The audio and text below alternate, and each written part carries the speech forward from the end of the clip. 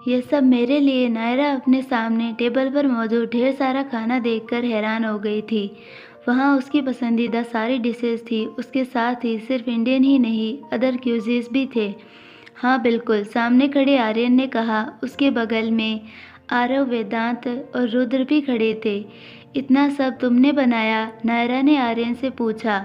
हम सब ने मिलकर बनाया, आर्यन ने कहा। वो सुनकर नायरा ने सबकी ओर देखा और बोली, थैंक यू सो मच। तभी उसके पास बैठी माया बोल पड़ी, खाने से पहले थैंक यू? अरे पहले खाकर तो देखो। अरे रुको रुको, मना करने के बावजूद उसने एक निवाला उसके मुंह में डाल दिया। कैसा है? काव्या ने पूछा। बहुत अच्छा। नायरा की आंखें एकदम से चमक उठी। अब ये खाओ।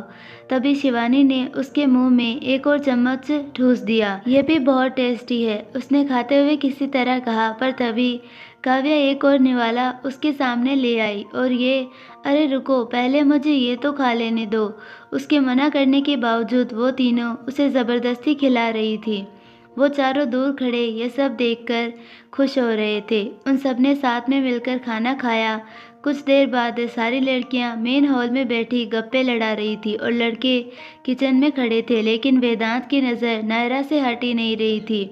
वहाँ खड़े खड़े भी वो नायरा को ही देख रहा था। क्या हुआ? उसे ऐसे देख क्यों रहे हो? आरव ने उससे पूछा। नायरा को खुश देखकर बहुत अच्छा लग रहा है, ये बात तो है। उसे फिर से नॉर्मल होता देखकर बहुत अच्छा लग रहा है। मुझे भी, रुद्र ने कहा। पर फिर भी मैंने एक थेरेपिस्ट से बात की है। थेरेपिस्ट? वेदांत के बताते ही वो तीनों हैरान हो गए। हाँ, मैं बिल्कुल नहीं चाहता कि उस हादसे की कोई भी बुरी याद नायरा के दिमाग में बैठी रह जाए। थेरेपिस्ट उसकी हेल्प करेगा इस सब से बाहर निकलने में। पर क्या नायरा इसके लिए मानेगी? आर्यन ने कहा। अगर नहीं मानी तो हमें उसे मनाना चाहिए। मुझे नहीं लगता कि उस दर्दनाक हादसे को वो भूली है। वो बस खुश रहने का दिखावा करती है ताकि किसी को भी उसके मन में मौजूद दुख का पता ना चले। रुद्र ने कहा। इस सब की वजह रेखा आंटी और उसकी नानी है। वो कभी नहीं चाहेगी कि उसका परिवार उसके लिए परेशान हो। आर्यन बोला। उसका ये सोचना गलत भी तो नहीं। रेखा आंटी और नानी उसे लेकर परेशान तो है ही ना। रुद्र ने कहा। हम उसे मनाने की कोशिश करेंगे, पर कोशिश जबरदस्ती में ना बदले, इस सब का ध्यान रखना होगा। हम बिल्कुल ध्यान रखेंगे। आरव की बात से सब सहमत थे। तभी माया ने उन्हें आवाज लगाई। तुम सब लोग वहाँ क्या कर रहे हो? यहाँ आओ ना। हाँ, आ रहे हैं, आर्यन ने कहा। तुम लोगों के लिए वाइन लेने गए थे। आर्यन ने वाइन की बोतल टेबल पर रखी और दूसरों ने ग्लासेस। वाइन? आओ। ये सुनते ही माया एकदम से खुश हो गई। मैं ये सब नहीं, काव्या कहने ही वाली थी कि आरव बोल पड़ा। तुम्हारे लिए जूस लाया हूँ। उसने एक जूस का कैन उसकी ओर बढ़ा दिया। शुक्रिया, काव्या ने मुस्कुराकर कहा। तभी नायरा बोली। रुद्र, मुझे कुछ पूछना था तुमसे। हाँ पूछो। रुद्र, मैंने शालिनी के बारे में बताया था, तुमने उससे? नायरा, मैंने इस बारे में पता करवाया था और मुझे उसके बाद बहुत सारी बातें पता चली। क्या? वो आदमी कुछ ठीक नहीं है। उसकी ऑलरेडी 2 बार शादी हो चुकी है और 2 बार डाइवोर्स भी। क्या? सब दंग रह गए हो। उसकी पहली वाइफ ने शायद उसके खिलाफ डोमेस्टिक वायलेंस की कंप्लेन की थी और दूसरी वाइफ? अचानक से आर्यन ने पूछा। सुना है कि वो मसूरी के किसी मेंटल असाइलम में है। Mental asylum? नायरा हैरान हो गई। उसकी दिमागी हालत ठीक नहीं है। ये सुनकर अब उसे वो काफ़ी अजीब लगा। कमाल है, 2 शादियां टूटने के बाद भी वो आदमी इतनी अच्छी लड़की के साथ है। माया बोल पड़ी। मैंने भी उसके बारे में कुछ पता किया था। शिवानी ने कहा। वो एक बहुत ही शॉर्ट टेम्पर्ड इंसान है। अपनी फील्ड में भी उसी के लिए जाना जाता है। उसने जल्दी से अपना फ़ोन निकाला और सबको कुछ दिखाते हुए बोली। यह आर्टिकल देखो। एक बार उसने अपने अपोनेंट को ऐसे ही मारा था। उसे 2 महीने तक हॉस्पिटल बेड पर रहना पड़ा था। सब लोग वो आर्टिकल पढ़ दंग रह गए। इसे मारा था उसने। आर्य ने उस दूसरे फाइटर की फोटो देखकर हैरानी से पूछा, क्योंकि वो फाइटर दिखने में अच्छा खासा तगड़ा था। हाँ, और इसके लिए इसे 1 साल के लिए MMA से बैन भी कर दिया गया। शिवानी ने कहा। हाँ, इस बारे में तो मैंने भी सुना था। वेदांत बोला। ऐसे आदमी को 2 महीने तक बेड पर सुलाने वाला इंसान जब शालिनी जैसी लड़की पर हाथ उठाता होगा तब उस बेचारी का हाल है। नायरा कहते कहते रुक गई। सब एकदम से सीरियस हो गए। रुद्र, क्या क्या हम उसे बचाने के लिए कुछ नहीं कर सकते? ये सब इतना आसान नहीं है नायरा। उसके खिलाफ कोई कंप्लेंट नहीं है, उसके बिना मैं कोई एक्शन नहीं ले पाऊंगा। लेकिन हाँ, अगर शालिनी खुद आकर उसके खिलाफ कंप्लेंट फाइल करवाती है तो मैं कुछ कर सकता हूँ। इसका मतलब खुद को बचाने के लिए पहला कदम शालिनी को ही उठाना पड़ेगा। आर्यन बोला, यस। रुद्र ने कहा। कुछ देर के लिए वहाँ फिर से शांति छा गई। Excuse me. नायरा वहाँ से उठकर छत की तरफ चली गई। काव्या उसके पीछे जाने ही वाली थी कि वेदांत बोला, मैं जाता हूँ उसके पीछे। वो तुरंत उसके पीछे गया। चिंता मत करो काव्या, वेदांत उसे संभाल सकता है। आरव ने कहा, मैं अब चलती हूँ, कल सुबह कॉलेज जाना है। वो उठकर खड़ी हो गई। मैंने ऊपर प्लांट्स को पानी दे दिया था, इसीलिए फिर से मत देना, और ये सब मैं कल आकर अरेंज कर दूंगी। उसने आर्यन को बताया, चिंता मत करो, अब हमारा काम थोड़ा कम होने वाला है। कुछ और नए शेफ और हेल्पर्स को हायर करने वाला हूँ मैं। ये तो बहुत अच्छी बात है, शिवानी बोली। बिल्कुल, अब जल्दी ही इस रेस्टोरेंट को स्टार्ट करने का सोच रहा हूँ। वो सुनकर सबको खुशी हुई।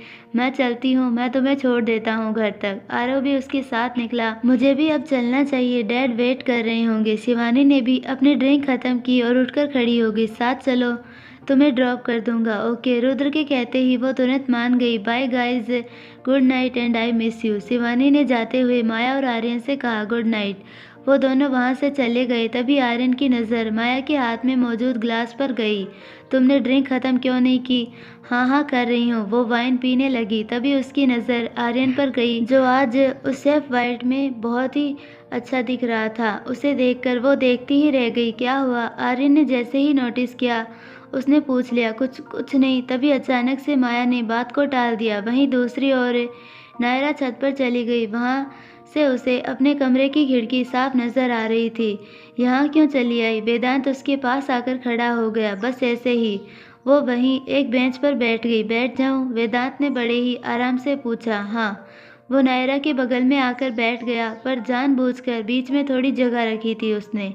वो नायरा को अनकंफर्टेबल फील नहीं करवाना चाहता था। कुछ देर तक दोनों में से किसी ने कुछ नहीं कहा। फिर वेदांत खुद ही चुप्पी तोड़ते हुए बोला, क्या सोच रही हो? कुछ नहीं। तुम जानती हो ना कि तुम झूठ नहीं बोल पाती। वो सुनकर नायरा बस हल्की सी मुस्कुराई। उसकी नज़र वहीं रखे प्लांट पर गई। आर्यन ने अपने रेस्टोरेंट में यूज़ करने के लिए वहाँ कुछ वेजिटेबल्स भी ग्रो करी थी। नायरा उठकर उनके पास गई। इन छोटे छोटे पौधे को देख रहे हो? उसने एक छोटे से सीडलिंग को छूकर कहा। वेदांत उठकर उसके पास आया। ये नहीं समझ सकते कि इनके लिए क्या सही है और क्या गलत। अगर मैं इन्हें ज़रूरत से ज़्यादा पानी दे दूं तो भी ये समझ नहीं पाएंगे कि इनके लिए वो सही है या नहीं, पर बाद में इनके लिए बुरा साबित होगा। मैं कुछ समझा नहीं। शालिनी के साथ भी ऐसा ही हो रहा है वेदांत। वो अपने प्यार की परत चढ़ाकर उसके साथ गलत कर रहा है, जो वो समझ नहीं पा रही। नायरा, इसमें हम तब तक कुछ नहीं कर पाएंगे जब तक वो खुद के लिए खड़ी नहीं होती, पर किसी को तो उसे ये समझाना होगा ना। वेदांत को समझ नहीं आ रहा था कि वो उसे कैसे समझाए, पर वो ये भी यकीन नहीं कर पा रहा था कि ऐसे में भी उसे अपने से ज़्यादा किसी और की चिंता थी। वेदांत ये देखकर हैरान था कि नायरा अभी अभी हॉस्पिटल से लौटी थी, लेकिन उसे खुद से ज़्यादा शालिनी की चिंता हो रही थी। ये देखकर उसे नायरा की ज़्यादा चिंता होने लगी। नायरा, यहाँ आओ, यहाँ बैठो। उसने नायरा को वहीं बैठाया और उसे बड़े ही प्यार से समझाते हुए बोला, फिलहाल इस सब के बारे में मत सोचो नायरा, अभी अभी हॉस्पिटल से वापस लौटी हो तुम, पहले अपनी तबीयत ठीक करने पर ध्यान दो। उसकी बात पर नायरा ने बस हाँ में सिर हिलाकर झुका लिया। ये देखकर वेदांत उसके करीब बैठ गया। क्या तुम्हें याद है जब हम स्कूल में थे तुम काफ़ी सारी फिक्शनल बुक्स रीड किया करती थी? अभी भी करती हो? वेदांत ने पूछा। बिल्कुल, वो सब मुझे रियलिटी से दूर रखकर खुश रखते हैं, नायरा ने हल्की सी मुस्कान के साथ जवाब दिया। मुझे आज भी याद है तुम्हारा उन बुक्स को और उनके कैरेक्टर्स के लिए प्यार। मुझे वो सब आज भी बहुत पसंद है, बहुत अपने से लगते हैं वो सब मुझे। हमेशा तुम सब मुझे बुक्स और उनके कैरेक्टर्स के बारे में बताया करती थी। हाँ, आज नहीं बताओगी? वेदांत ने जैसे ही कहा, नायरा ने उसकी तरफ चौंक कर देखा। उसने 2 पल कुछ सोचा और लंबी सांस अंदर भरकर बताना शुरू किया। सो आजकल मैं पढ़ रही हूँ एक बहुत ही बढ़िया सी फिक्शनल बुक। उसकी फीमेल लीड जो है वो मर चुकी है, पर उस बुक का मेल लीड जिंदा है, दोनों एक अनजान रिश्ते से जुड़े हैं, जिस वजह से वो लड़का उसे देख सकता है और सुन भी सकता है। ये जानने के बावजूद कि वो लड़की एक भूत है, वो उससे बेइंतहा प्यार करता है, बिना किसी शर्त और बिना किसी एक्सपेक्टेशंस के। और पता है, नायरा अपनी बात पूरी कर पाती उससे पहले ही वेदांत बोल पड़ा, प्यार तो मैं भी करता हूँ, बिना किसी शर्त और बिना किसी एक्सपेक्टेशंस के। ये सुनते ही नायरा एकदम से चुप हो गई, पर वेदांत उसके पैरों के पास बैठ गया। वेदांत ने उसके दोनों हाथों को अपने हाथों में ले लिया। हाँ नायरा, ऐसा प्यार तो मैं भी करता हूँ तुमसे, तो क्या जो तुम सोच रहे हो वो नहीं हो सकता वेदांत। नायरा ने उसकी बात सुने बिना ही अपने हाथ पीछे खींच लिए, जिससे वेदांत को बहुत बुरा लगा। पर नायरा उठकर वहाँ से जाने लगी। तभी वो एकदम से रुकी और पलटकर देखा तो वेदांत ने उसकी कलाई को पकड़ रखा था। वो उठकर उसके पास आया। वेदांत, मेरा हाथ क्यों? वेदांत के सवाल से वो एक पल के लिए शांत हुई और फिर बोली, इसकी सबसे बड़ी वजह तुम जान चुकी हो। मुझे इस सब से फर्क नहीं पड़ता नायरा। वेदांत ने उसकी कलाई को और कसकर पकड़ लिया। पर मुझे पड़ता है, वो अपनी कलाई को छुड़ाने की कोशिश में बोली। मुझे बहुत ज़्यादा फर्क पड़ता है। उसकी आंखें एकदम से नम होने लगी। ये देखकर वेदांत उसके और करीब आकर बोला, नायरा, मुझे किसी चीज़ से कोई फ़र्क नहीं पड़ता। अगर तुम मुझसे प्यार करती हो, क्या तुम मुझसे प्यार करती हो? उसके सवाल से नायरा हड़बड़ा गई और बिना रुके वहाँ से जाने लगी। पर वेदांत ने इस बार भी उसका हाथ पकड़ लिया। रुको नायरा, मेरी बात का जवाब दो। वेदांत, प्लीज़ मुझे जाने दो। वो अपना हाथ छुड़ाने की कोशिश में बोली। अब की बार वो काफ़ी हड़बड़ाई सी लग रही थी। नायरा, मुझे तुमसे कुछ नहीं चाहिए, बस तुम्हारा साथ और प्यार चाहिए। अब तक बहुत दूर रह लिया तुमसे। तुम्हारे बिना हर पल, हर एक दिन किसी बुरे सपने जैसा था। अब जब तुम मेरे सामने हो तो तुम चाहती हो कि मैं तुम्हें जाने दूं। ऐसा नहीं होगा, ऐसा कभी नहीं होगा नायरा। वेदांत की बातों ने उसे शांत कर दिया। देखो वेदांत, मेरा हाथ छोड़ दो प्लीज़। वो रुआं सी होकर बोली, नायरा, मैं तुमसे। वेदांत अपनी बात पूरी करता उससे पहले नायरा ने अपने दूसरे हाथ को उसके मुंह पर रख लिया। पर वेदांत ये देखकर हैरान हो गया कि नायरा की आंखों में आंसू गिर पड़े थे। नहीं, वो मत कहना वेदांत, क्योंकि वो मुमकिन नहीं। हम सिर्फ दोस्त बनकर रह सकते हैं। पर जो तुम चाहते हो अब मेरे नसीब से छिन चुका है। ये नामुमकिन है। वो अपने आंसुओं को काबू करने की कोशिश में बोली। वो देखकर वेदांत ने उसकी कलाई को छोड़े उसका दूसरा हाथ जो उसके मुंह पर था उसे धीरे से हटाया। आज जो तुम्हें नामुमकिन लग रहा है, मैं एक दिन इसे मुमकिन करके दिखाऊंगा। उसके ऐसा कहते ही नायरा ने डबडबाई आंखों से उसे देखा। मैं तुम्हारे साथ किसी भी तरह की कोई ज़ोर ज़बरदस्ती नहीं करना चाहता, पर एक बात हमेशा याद रखना, मैं कभी तुम्हें छोड़कर कहीं नहीं जाऊंगा। तुम्हारा साथ कभी नहीं छोड़ूंगा। नायरा का दिल तेजी से धड़क रहा था। अगर तुम मुझे एक दोस्त के रूप में देखती हो तो बेशक देखो, पर इससे मेरा प्यार कम नहीं होगा। वो हमेशा बढ़ता रहेगा। और जिस दिन तुम मेरे प्यार की हद को पहचान जाओगी, खुद मेरे पास आओगी। वेदांत की आंखों के किनारे भी अब नम होने लगे थे। मैं हमेशा तुमसे प्यार करूंगा, चाहे तुम मेरी होना चाहो या ना चाहो।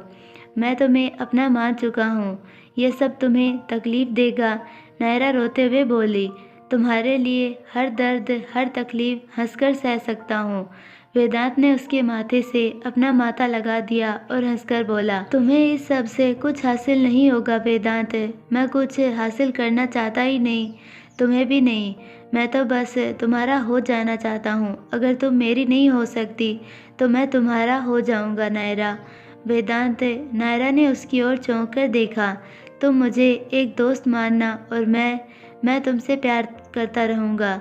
वो आगे कुछ कहने ही वाली थी कि तभी वेदांत ने उसके होठों पर अपनी उंगली रख दी। कुछ मत कहो, क्योंकि मैं जानता हूँ तुम क्या कहना चाहती हो।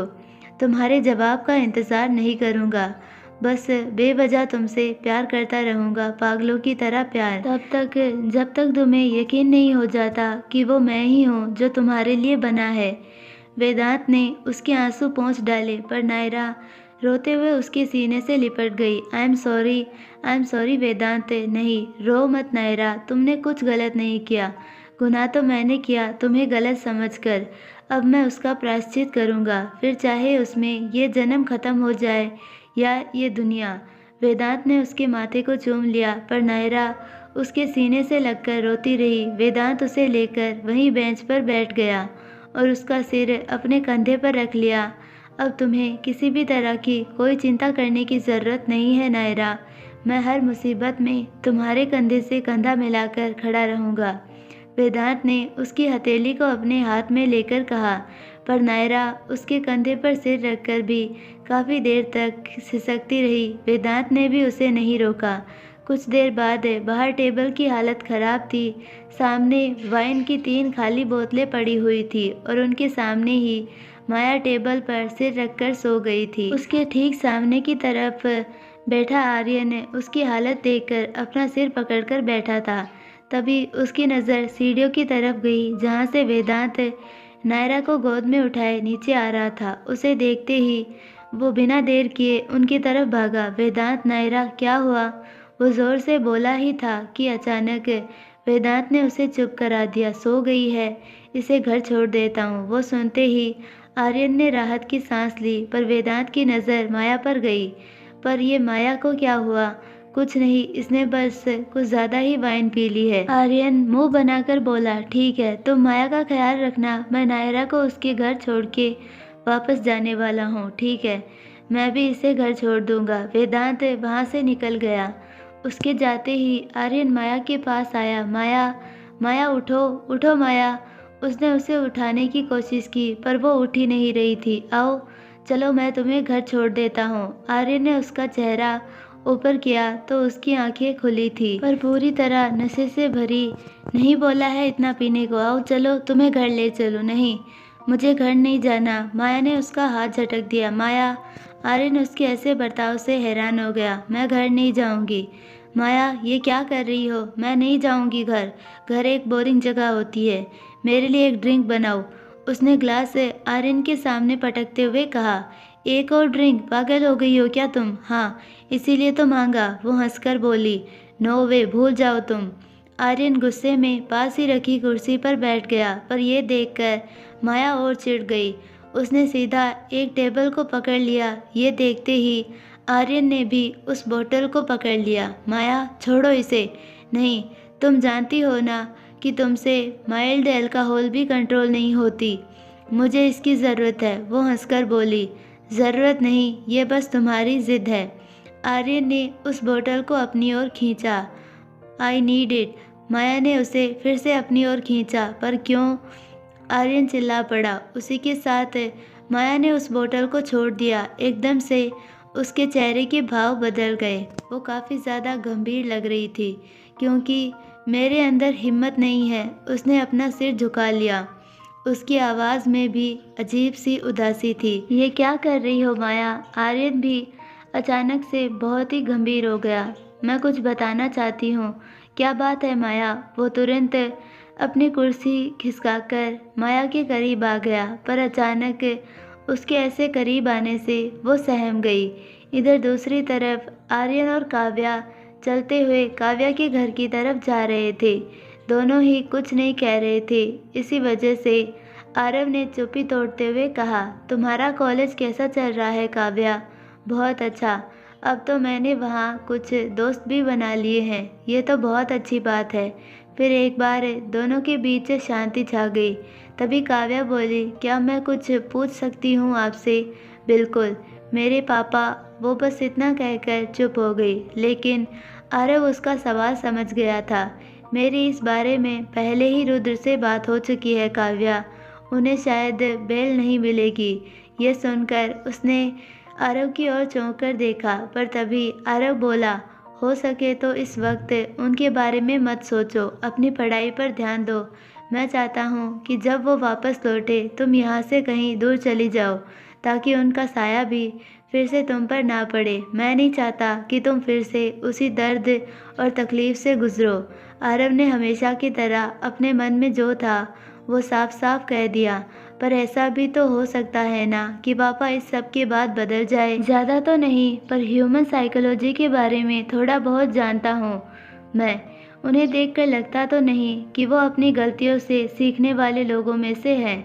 तो क्या मेरे पापा कभी नहीं बदल सकते काव्या? उसका सवाल सुनकर आरव रुक गया, क्योंकि वो काव्या के घर के गेट तक आ पहुँचे थे। काव्या भी उसे देखकर वहीं रुक गई। मैं नहीं जानता कि जो मैं कहने वाला हूँ वो तुम किस हद तक समझ पाओगी। कहकर तो देखिए, शायद समझ जाऊँ।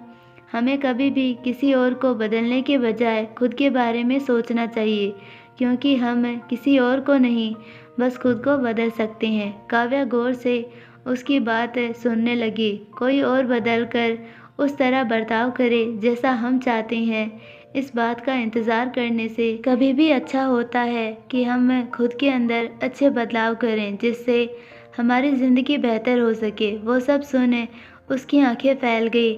चलता हूँ, गुड नाइट। वो अपनी बात पूरी कर वहाँ से निकल गया। गुड नाइट, ध्यान से जाना, काव्या ने भी कहा।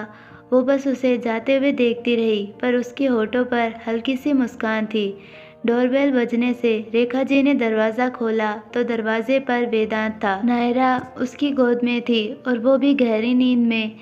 उन दोनों को ऐसे देखकर रेखा जी पहले तो हैरान हो गई, पर तुरंत वो उसे नायरा के कमरे की तरफ ले गई। वेदांत ने उसे बिस्तर पर लेटा दिया, उसके पैरों से सैंडल्स उतार दी और ब्लैंकेट उड़ा दी। रेखा जी दरवाजे पर खड़ी बस दूर से ये सब देख रही थी। उन्हें वेदांत की नज़रों में नायरा के लिए चिंता साफ दिखाई पड़ रही थी। कुछ देर बाद रेखा जी और वेदांत दोनों बालकनी में बैठे थे। थैंक यू, रेखा जी ने जैसे ही कहा, वेदांत ने चौंक कर उनकी तरफ देखा। मेरी बेटी का ध्यान रखने के लिए शुक्रिया। नायरा मेरी भी तो कुछ लगती है, उसने तुरंत जवाब दिया। थोड़ा सा हिचकिचाते हुए उसने कहा, आंटी, मैं आपको कुछ बताना चाहता हूँ, प्लीज़ बताओ।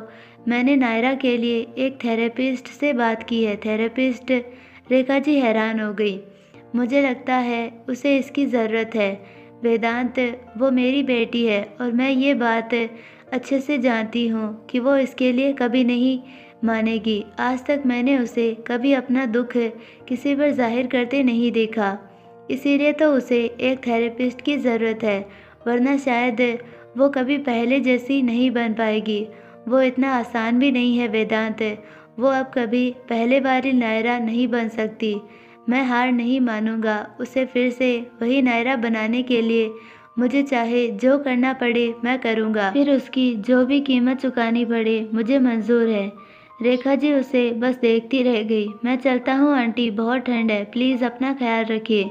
वो वहाँ से उठकर जाने ही वाला था कि रेखा जी ने उसे रोका। वेदांत, ये सब क्यों कर रही हो? वो सवाल सुनते ही वेदांत ने पलटकर देखा और हल्का सा मुस्कुराया। आपके सवाल का जवाब बहुत आसान है। मैं नायरा से प्यार करता हूँ। वो सुनते ही रेखा जी अपनी जगह से उठ खड़ी हुई। नायरा अकेली नहीं थी जिसे प्यार हुआ था। नायरा वही लड़की है जिसकी चाहत बचपन से की है मैंने। उसने कह दिया। उसके साथ जो भी हुआ उसमें उसकी कोई गलती नहीं थी और उसकी ज़िंदगी का ये काला सच काफ़ी नहीं है मेरे दिल से उसका प्यार कम करने के लिए, बल्कि अब तो उसकी इज़्ज़त मेरी नज़रों में और भी ज़्यादा बढ़ गई है।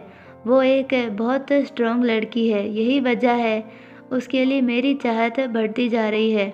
तुम भी उससे? जी हाँ, मैं भी उससे प्यार करता हूँ। नायरा अकेली नहीं थी जिसे प्यार हुआ था। प्यार तो मैंने भी किया था, बस उससे दूर जाने की बहुत बड़ी गलती कर बैठा। काश कि मैं नायरा को छोड़कर ना जाता, तो शायद आज उसे इस तकलीफ से गुजरना ना पड़ता। उसकी आंखें हल्की सी नम हो गई, पर रेखा जी उसके पास आई। मेरी बेटी ने तुम्हारा बहुत इंतज़ार किया था वेदांत। हर दिन हर पल बस तुम्हारे बारे में सोचा। बहुत प्यार करती है वो तुमसे, पर उस एक हादसे ने सब बर्बाद कर दिया। जब उसने अपना होश संभाला तो सबसे पहले पता है क्या कहा था? मैं उसके काबिल नहीं रही, यही कहा था उसने। वो सुनकर वेदांत को बहुत दुख हुआ। उस दिन से लेकर आज तक वो बस यही सोचती है कि वो तुम्हारे लायक नहीं रही, वो तुम्हें डिज़र्व नहीं करती। रेखा जी की आंखें भी नम हो गई थी। तभी वेदांत ने उनका हाथ अपने हाथ में लिया और बोला, आपसे वादा करता हूँ चाहे कुछ भी हो जाए, पर अब उसका साथ नहीं छोड़ूंगा। चाहे वो खुद मुझे जाने के लिए क्यों ना बोल दे, पर मैं कहीं नहीं जाऊंगा। उसे यकीन दिलाऊंगा कि उसने ज़िंदगी में कुछ नहीं खोया है। खुश होने का हक है उसे। उसे याद दिलाऊंगा कि प्यार है उसे मुझसे। रेखा जी बस वेदांत को देखती रही। माया नशे में थी और आर्यन उसे घर ले जाने की कोशिश कर रहा था, पर माया ने सिर झुकाकर कहा, मैं कुछ बताना चाहती हूँ। क्या बात है माया? आर्यन तुरंत अपनी कुर्सी खिसकाकर माया के करीब आ गया, पर अचानक उसके ऐसे करीब आने से वो सहम गई। माया, बताओ क्या हुआ है?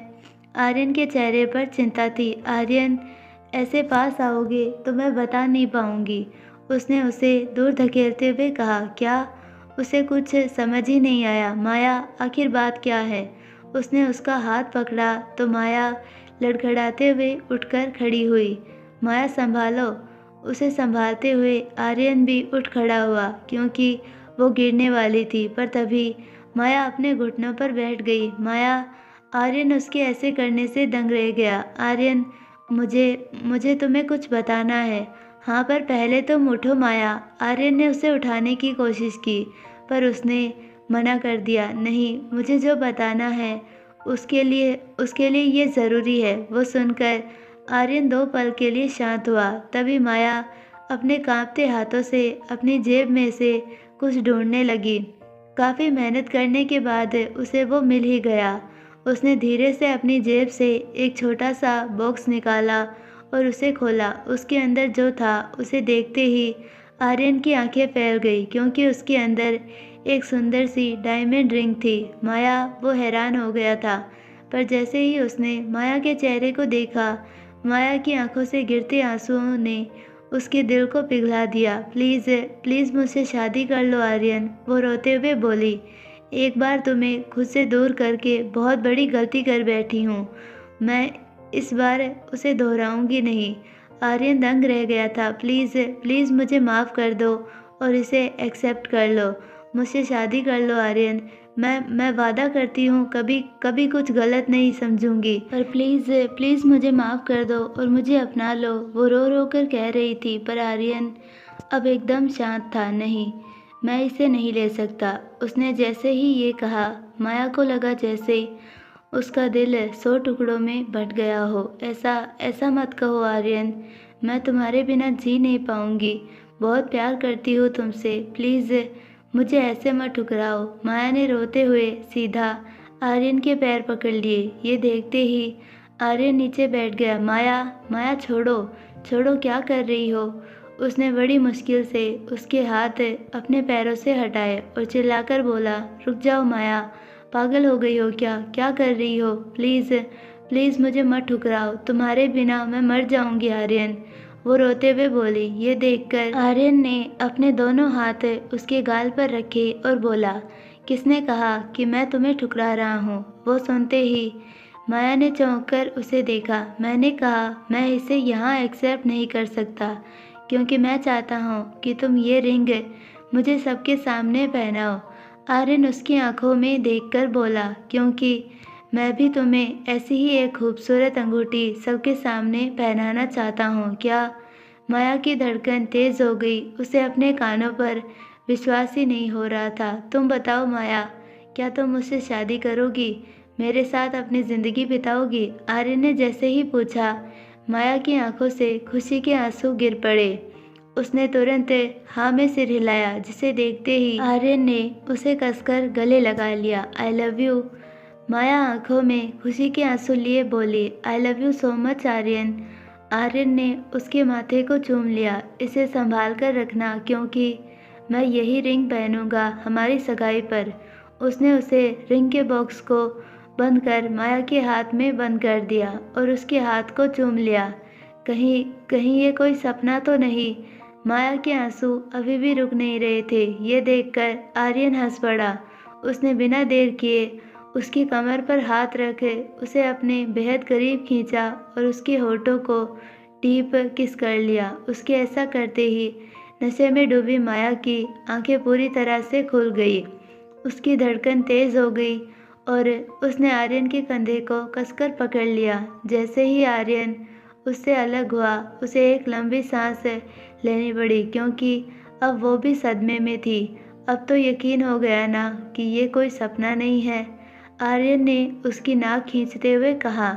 माया ने उसकी तरफ हैरानी से देखा और उसके गले में बाहें डाल उसे फिर से चूम लिया, पर जैसे ही वो उसके ऊपर लिपटी, आर्यन जमीन पर गिर गया। इधर रुद्र शिवानी को उसके घर छोड़ने जा रहा था। दोनों गाड़ी में थे और शांत थे। तभी शिवानी ने कहा, रुद्र, क्या मैं कुछ पूछ सकती हूँ तुमसे? तुम्हें इजाज़त लेने की ज़रूरत नहीं है। शिवानी, पूछो। रुद्र ने तुरंत कहा, पर शिवानी अभी भी हिचकिचा रही थी। स्कूल में तुम बहुत अलग थे, सबसे दूर रहते थे, किसी से बात करना तो दूर, किसी की ओर देखना तक पसंद नहीं था तुम्हें। हमेशा अपने काम से काम रखना और अपनी ही दुनिया में रहना। पर जब नायरा आई, उसने तुम्हें एक झटके में बदल दिया। मैं सच में जानना चाहती हूँ कि नायरा ने तुम्हें कैसे पिघलाया। उसके ऐसे कहते ही रुद्र ने गाड़ी को साइड में लेकर कसकर ब्रेक लगाया। क्या हुआ? कहीं मैंने कुछ गलत सवाल तो नहीं कर दिया? मैं तो बस जानना चाहती थी कि नायरा ने तुम्हें कैसे। शिवानी घबराकर कह रही थी। तभी रुद्र ने गंभीर स्वर में कहा, बाहर आओ। रुद्र, क्या हुआ? शिवानी ने पूछा। तब तक वो बाहर चला गया था। शिवानी बाहर आई। रुद्र उसके पास आया, पर उसके चेहरे की गंभीरता देखकर बेचारी शिवानी घबराई हुई थी। पर तभी रुद्र ने उसका हाथ अपने हाथ में ले लिया और बोला, जो मैंने तुमसे पूछा है वो सब मैं भी बताना चाहता हूँ तुम्हें। मैं तुमसे प्यार करता हूँ और तुम्हारा हक है मेरे बारे में हर बात जानने का। उसने उसके चेहरे को छूकर कहा, शांति से बैठकर बात करते हैं।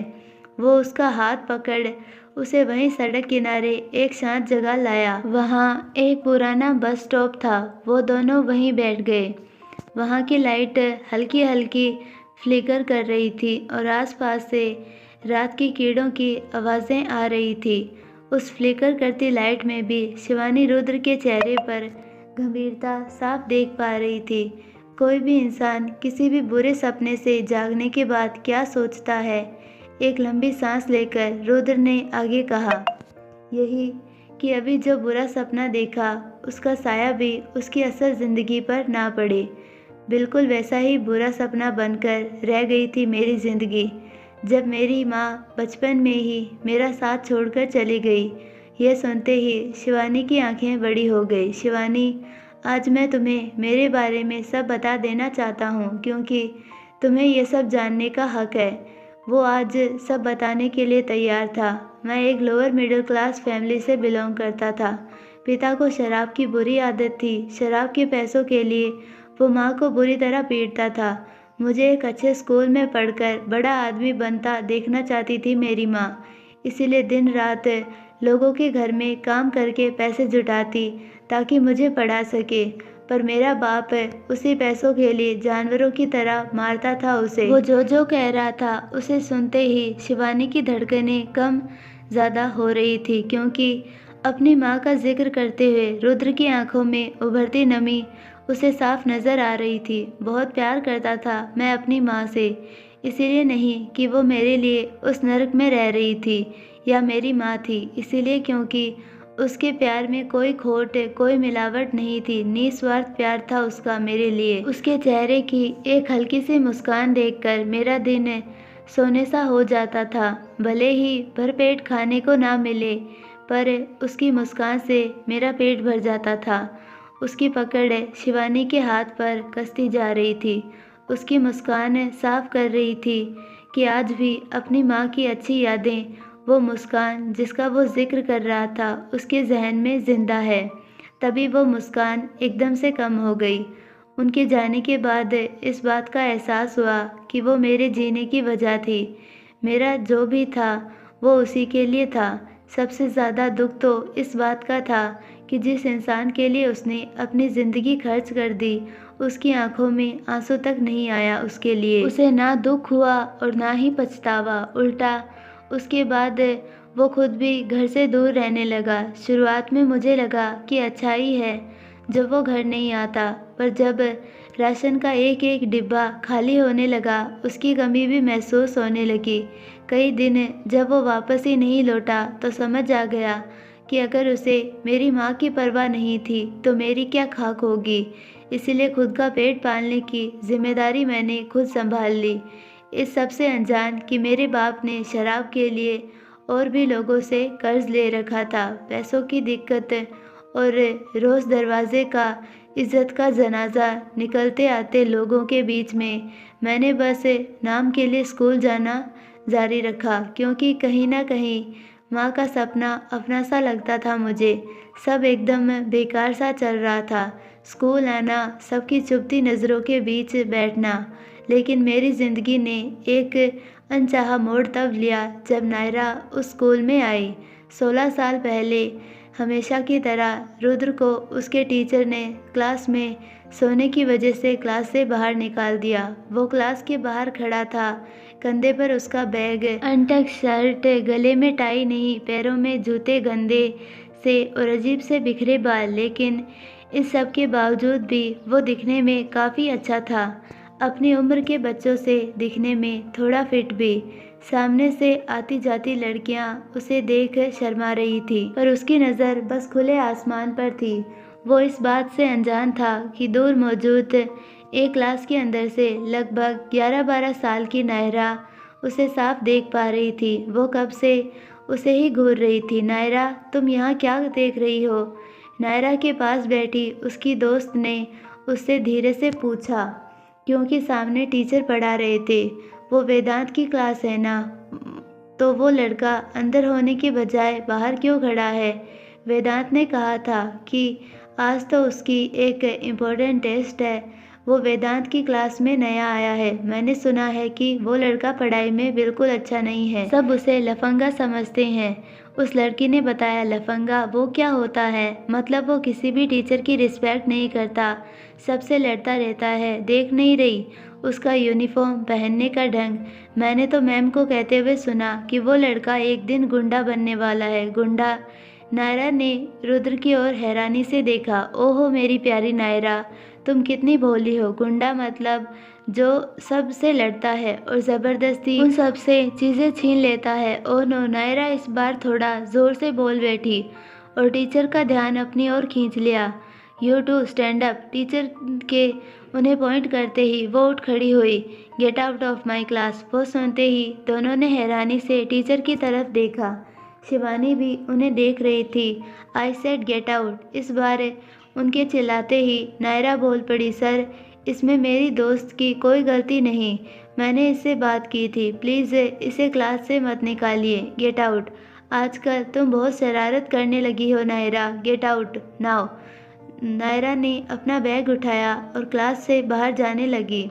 उसकी दोस्त को उसके लिए बुरा लगा, पर तभी उसने देखा कि नायरा ने वहाँ से जाते जाते उसे आंख मारी और बाहर भाग गई।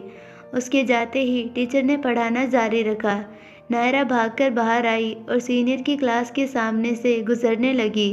वहीं रुद्र खड़ा था, पर उसने उसकी तरफ देखा भी नहीं। इसीलिए नायरा थोड़ा आगे गई। उसने अपने स्कर्ट की पॉकेट से एक चॉकलेट निकाली और उसे चबाते हुए वापस आकर फिर से रुद्र के सामने से गुजर गई। पर रुद्र ने इस बार भी उसकी तरफ नहीं देखा। इस बार नायरा का मुंह फूल गया। वो फिर से उसके सामने से गुजरी। इस बार वो उसे घूरते हुए एकदम टाइम पास करते हुए वहाँ से निकली। तभी रुद्र ने नीचे देखा तो वो चिढ़कर बोला, क्या है? वो सुनते ही नायरा एकदम से रुक गई। उसने 2 पल रुद्र को घूरकर देखा और अपनी पॉकेट से कुछ चॉकलेट्स लेकर उसकी ओर बढ़ाया। ये लो तुम्हारे लिए। वो देखकर रुद्र ने उसे घूरकर देखा। ये लो, कब से यहाँ खड़े हो? पैरों में दर्द हो रहा होगा। इस चॉकलेट में कैल्शियम है जो हड्डियों के लिए अच्छा होता है। हड्डियाँ? हाँ, अब रोज़ यहाँ खड़े रहोगे, उसके लिए हड्डियाँ तो मजबूत होनी चाहिए ना। रुद्र को कुछ समझ नहीं आया। मैंने सुना है तुम मारामारी भी करते हो, उसके लिए भी काम आएगी। ये लो। पर रुद्र ने इस बार उसे गुस्से से देखा। नहीं लेनी। ठीक है, मैं खा लेती हूँ। उसने उनमें से एक चॉकलेट का रैपर खोला और चॉकलेट को मुंह में डाल लिया। ये तो बहुत ही टेस्टी है। जाओ यहाँ से, परेशान मत करो। मैं कहाँ परेशान कर रही हूँ, मैं तो अपने दोस्त का वेट कर रही हूँ। अभी लंच ब्रेक होगा ना? वो एक अजीब सी मुस्कान के साथ बोली, जिससे रुद्र ने अपनी नज़रें फेर ली। तभी बेल बजी और लंच ब्रेक हो गया। बच्चे एक क्लासरूम से बाहर आने लगे। रुद्र ने भी अपना बैग टांगा और निकल गया, पर यह देखकर नायरा भी उसके पीछे जाने लगी। कहाँ जा रही हो? लंच करने। उसका सवाल सुनते ही रुद्र रुक गया। तुम मेरे पीछे क्यों आ रही हो? तुम तो अपने दोस्त का इंतज़ार कर रही थी ना? वो कोई जवाब दे पाती, तभी एक आवाज़ आई, नायरा। वो सुन दोनों ने पीछे देखा। सामने से वेदांत चलकर आ रहा था। वेदांत उसे देखते ही नायरा का चेहरा खिल उठा, पर रुद्र तुरंत निकल गया। नायरा उसे रोकना चाहती थी, पर वो वेदांत के लिए रुक गई। मेरे साथ लंच करोगी? वेदांत ने उसके लिए आकर बड़े ही प्यार से पूछा। हाँ चलो। दोनों साथ में कैंटीन की तरफ निकल गए। कुछ देर बाद दोनों स्कूल के शानदार से कैंटीन में बैठे थे। तभी वहाँ का एक स्टाफ वेदांत के लिए खुद खाने की प्लेट ले आया, जिसके अंदर कई सारे डिशेस थी। पर नायरा के सामने उसका छोटा सा टिफिन था, जिसे उसने खोला तो उसके अंदर सैंडविचेस थे। तभी वेदांत ने नोटिस किया कि नायरा की नज़रें पूरे कैंटीन में किसी को तलाश कर रही थी। क्या हुआ? किसी को ढूंढ रही हो? उसने पूछा। तभी नायरा को एक खिड़की से लॉन के एक सरफेस पर सोता रुद्र नजर आया। तुम यहीं रुको, मैं अभी आती हूँ। उसने अपना टिफिन उठाया और बिना रुके वहाँ से भाग गई। वेदांत उसे रोकना चाहता था, पर रोक नहीं पाया। नायरा भागकर बाहर आई और सीधा रुद्र के पास गई।